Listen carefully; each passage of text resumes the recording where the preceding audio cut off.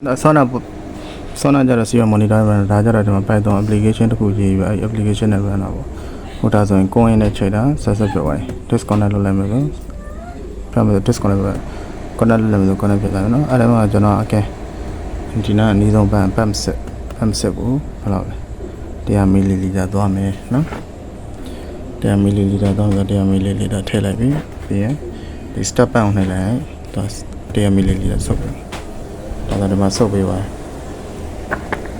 ပြရတယ်တကယ်တော့တေးပဲပြေးရမှာအခုလောတယ်နည်းနည်းအဲ့ဘက်ကမလောသေးဘူးတေးပဲမှာပါပြအောင်နော်မလောသေးဒါဆိုရင်ဒီမှာလည်းပြရတယ်တရားပြေးသွားပြီဆိုတော့ပြတယ်ထုံးလေးတွေ့တာဒီမှာလည်းတရားပါပဲနော်အဲ့ဒါတော့ဒါဆိုဒီမှာလည်း state ပြ pump set က on ထားတယ်တစ်ခါ